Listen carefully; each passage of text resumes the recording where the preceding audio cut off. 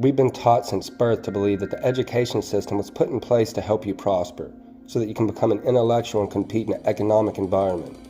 But that's not at all why the education system was put in place. Take your class to the room. Listen.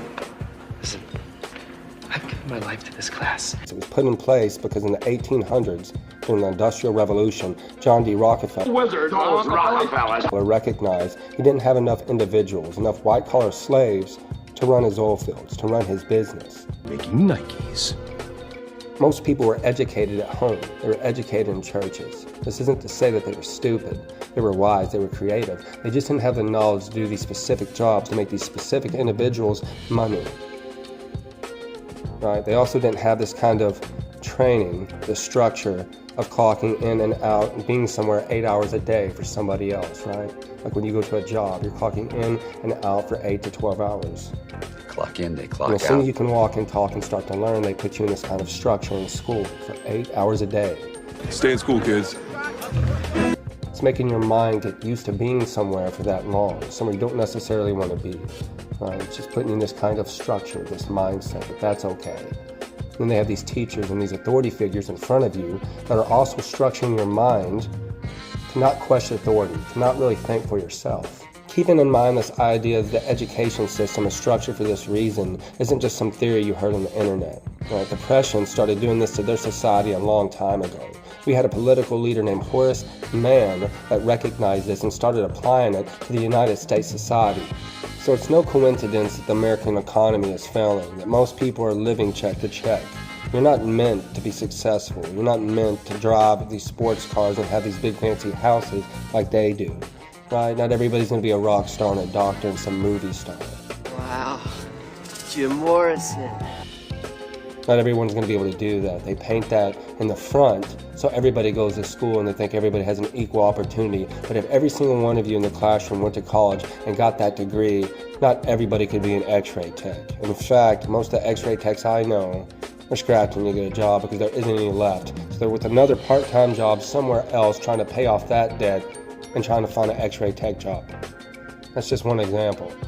Right? So it's not really necessarily meant for everyone to go to college, everyone to be successful and go be a rock star and a movie god, right? That's not how it's going to happen. And I think everybody's starting to know that. Deep down you're frustrated and pissed off because you recognize you got to be asleep to believe in the American dream. George Carlin, got to give him that quote, right? It's called the American dream because you have to be asleep to believe it. Also note, it's not like I'm some lazy hip gangster wannabe, right, or some anti-American individual. I served as a United States Marine for 4 years. The problem with that is I swore to protect against enemies foreign and domestic. And we have a very domestic issue, don't we? So it's not like I'm unmotivated or anti-American.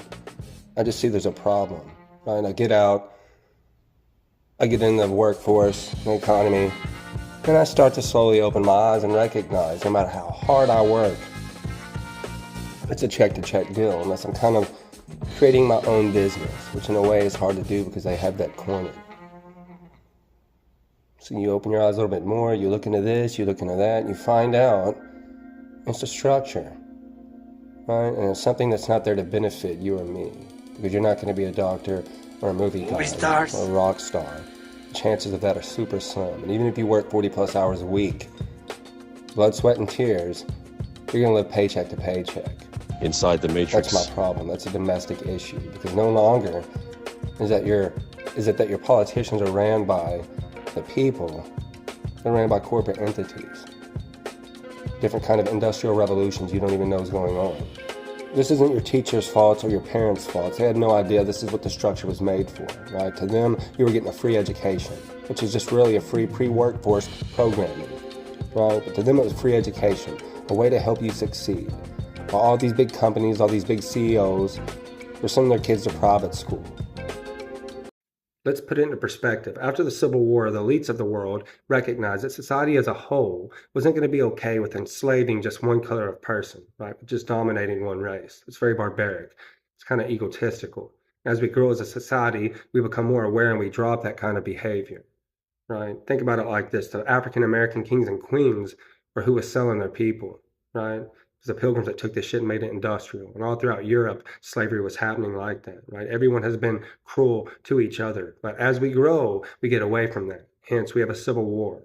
These elites recognize, oh, they're not going to be okay with this. So they have to enslave all of this. And how do they do that without whips and chains? Because in fact, there's more of us than there is them, right? So we could easily revolt and win. So how do you do this psychologically?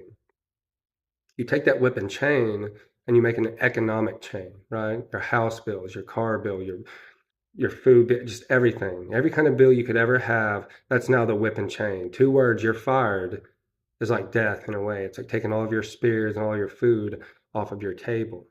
So it kind of is like raising farm animals on a farm, right? You think you're free because you're grazing around. Everybody seems like they can do what they want to do, but only in these certain areas where the whole time they're milking you for everything. Spiritual tools